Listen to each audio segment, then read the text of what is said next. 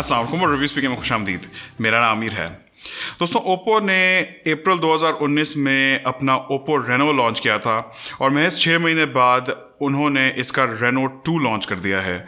इसका launch event Lahore में रखा गया था अक्टूबर 2019 यानी कि पिछले महीने, और मैंने वो लॉन्च इवेंट अटेंड भी किया था और वहाँ उन्होंने इसकी प्राइस को अनाउंस किया था जो कि 80,000 रुपये रखी गई है। लॉन्च इवेंट से पहले ही हमने रेनो 2 की अनबॉक्सिंग भी की थी और उसमें हमने आपको इन डेप्थ बताया था कि इस फ़ोन के फीचर्स और स्पेसिफिकेशंस क्या हैं, और हमारी आज की वीडियो में हम आपके लिए लाए हैं इसका फुल रिव्यू। दोस्तों, याद रहे कि ओप्पो रेनो की जो सबसे खास बात है वो है इसका shark fin popup selfie camera. Oppo Reno इस शार्क फिन डिज़ाइन का पायनियर है और जहाँ तक मुझे पता है ये वाहिद फ़ोन है दुनिया में जिसके अंदर इस स्टाइल का सेल्फी कैमरा है, जो कि एक बहुत ही यूनिक बात है। ओप्पो रेनो 2 की डिज़ाइन बहुत ही प्रीमियम है, जहाँ आगे गोरिल्ला ग्लास 6 है जबकि पीछे गोरिल्ला ग्लास 5 है और बीच में एक एल्यूमिनियम की रेल है। इस फ़ोन की डिज़ाइन और इसके मटेरियल्स बिल्कुल फ्लैगशिप लेवल के हैं और बिल्ड के लिहाज से ओप्पो रेनो 2 मेरे हिसाब से अपनी प्राइस को जस्टिफाई करता है। फ़ोन की बैक कर्व्ड है और इस ओशन ब्लू कलर में ग्रीन और ब्लू के शेड्स आते हैं।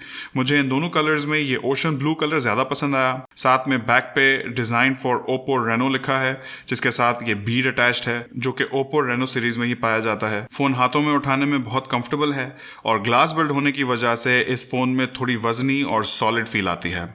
डिस्प्ले पे आए तो रेनो 2 में 6.5 इंचेस का एमोलेड डिस्प्ले लगा हुआ है जिसका रेजोल्यूशन फुल HD 2400x1080 है और पिक्सल डेंसिटी 401 ppi है, जबकि एस्पेक्ट रेशियो 20:9 है। डिस्प्ले पे कोई नॉच नहीं है thanks to the shark fin camera, और इस नॉचलेस डिज़ाइन की वजह से वीडियोस या मूवीज़ देखते हुए या फिर गेम्स खेलते हुए आपके एक्सपीरियंस में कोई नॉच टांग नहीं अड़ाती। और मेरा ये मानना है कि नॉचलेस डिस्प्ले का ओवरऑल व्यूइंग और गेमिंग एक्सपीरियंस सबसे बेस्ट होता है। डिस्प्ले के कलर्स विविड हैं और ओलेड पैनल होने की वजह से ब्लैक्स IPS LCD पैनल्स के मुकाबले में ज़्यादा डीप है। साथ ही साथ डिस्प्ले के अंदर एक ऑप्टिकल फिंगरप्रिंट सेंसर भी डाला गया है। अगर फिंगरप्रिंट सेंसर की स्पीड की बात करें तो मुझे तेज़ और रिस्पॉन्सिव लगा। Definitely not as fast as OnePlus 7 Pro, लेकिन एवरीडे यूसेज में आपको कोई इश्यूज नहीं होंगे।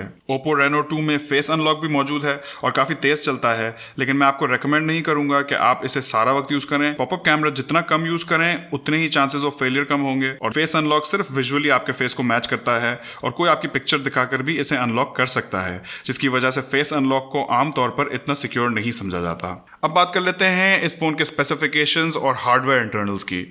तो ओप्पो रेनो 2 में क्वालकॉम का स्नैपड्रैगन 730G चिपसेट लगाया गया है और साथ में Adreno 618 GPU है। फ़ोन में 8GB रैम है और 256GB बिल्ट इन स्टोरेज है, और ये फ़ोन एक हाइब्रिड सिम स्लॉट के साथ आता है जिसमें आप 2 सिम्स या फिर एक सिम और एक 256GB तक का माइक्रो SD कार्ड लगा सकते हैं।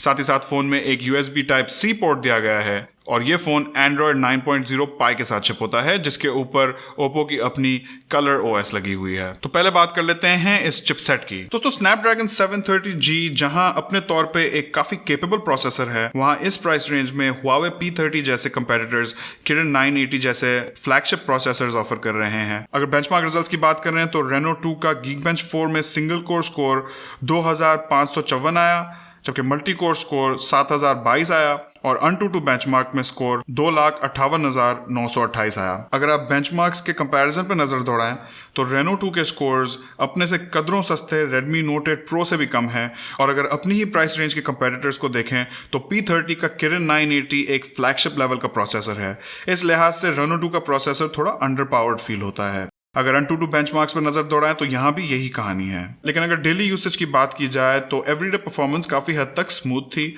और मेरा एक्सपीरियंस बिल्कुल लैग फ्री था। आपकी डेली यूसेज की एप्स बहुत तेज़ खुलेंगी और स्नैपड्रैगन 730G और Adreno 618 का combination medium to heavy workloads भी हैंडल कर लेगा। इसके साथ साथ 8GB रैम की बदौलत बैकग्राउंड में बहुत सारी एप्स खुली रह सकती हैं, जिसकी वजह से ऐप रीलोड टाइम्स मिनिमाइज होते हैं और फ़ोन ज़्यादा तेज़ महसूस होता है। अगर गेम प्ले की बात कर ली जाए तो इस फ़ोन में PUBG और Call of Duty दोनों हाई सेटिंग्स पे चलेंगी, तो गेमिंग के लिहाज से आपको कोई इशू नहीं होना चाहिए। अगर आपको गेमिंग का शौक है तो ये फ़ोन आपकी गेम्स काफ़ी आराम से उठा लेगा। दोस्तों, अब बात कर लेते हैं बैटरी की। तो ओप्पो रेनो 2 में 4000 mAh की बैटरी लगाई गई है और साथ में फ़ोन में ओप्पो की प्रोप्राइटरी बुक चार्जिंग 3.0 भी डाली गई है जो कि फ़ोन को 20 वाट पे चार्ज करती है।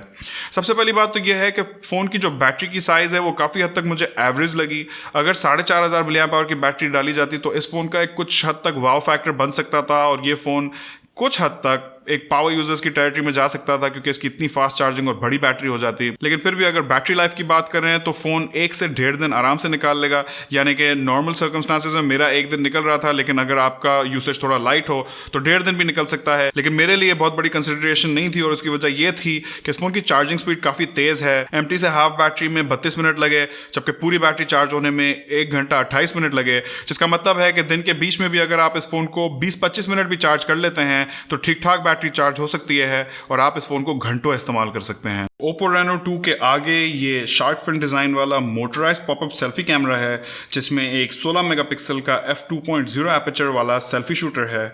और जैसा मैंने आपको पहले बताया, Oppo Reno इस शार्क फिन डिज़ाइन का पायनियर है। पीछे वाली तरफ आए तो यहाँ एक क्वाड कैमरा सेटअप है, यानी कि 4 कैमराज हैं, जिसमें एक 48 मेगापिक्सल का f1.7 एपर्चर वाला वाइड एंगल लेंस है जो कि ऑप्टिकली स्टेबलाइज्ड है, 13 मेगापिक्सल का f2.4 एपर्चर वाला टेलीफोटो लेंस है, 8 मेगापिक्सल का f2.2 एपर्चर वाला अल्ट्रा वाइड लेंस है और 2 मेगापिक्सल का डेप्थ सेंसर है। कैमरा की क्वालिटी की बात करें तो मुझे इस फोन का 48 मेगापिक्सल वाला मेन कैमरा बहुत पसंद आया है। अव्वल तो ये ऑप्टिकली स्टेबलाइज्ड है और आप इसकी वीडियो क्वालिटी इस वीडियो सैंपल से जज कर सकते हैं। ये वीडियो मैंने अपने पैरों पे खड़े रह के बनाई थी और लग ऐसा रहा है कि किसी फ्लूइड हेड से बनाई गई है। अब अगर इमेजेस पर नजर दौड़ाएं तो कलर रिप्रोडक्शन ऑन पॉइंट थी, डायनामिक रेंज भी मुझे ठीक लगी और कहीं भी मुझे बहुत अग्रेसिव ओवर शार्पनिंग नहीं महसूस हुई। इस फोन के मेन कैमरा से मैं बहुत एफर्टलेसली अच्छी इमेजेस ले सक रहा था।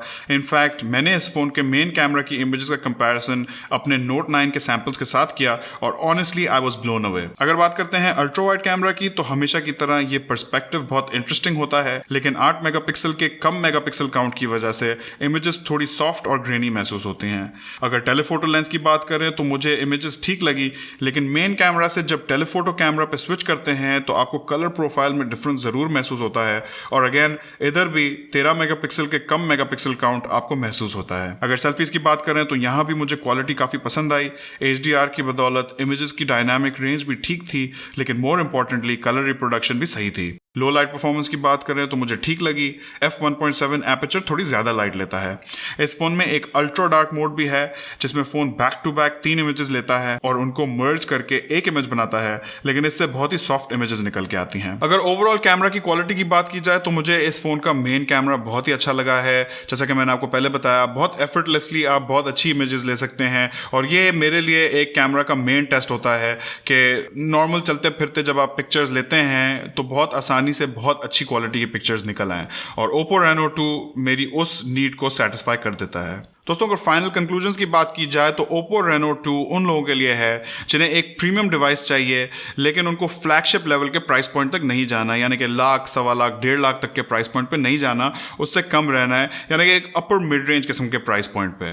तो क्या ये फ़ोन मैं आपको रेकमेंड करता हूँ या नहीं, इसके लिए पहले ये देख लेते हैं कि मुझे क्या चीज़ें इस फ़ोन की नहीं अच्छी लगी। मुझे इस फ़ोन का चिपसेट और GPU का जो कॉम्बिनेशन है थोड़ा सा अंडर पावर्ड लगा। मेरे हिसाब से इस प्राइस रेंज में फ्लैगशिप लेवल का प्रोसेसर या GPU होना चाहिए था। इसके साथ साथ मुझे फोन की बैटरी थोड़ी सी छोटी लगी साइज में। अगर थोड़ी सी बड़ी होती तो इस फोन का एक वाव फैक्टर बन सकता था।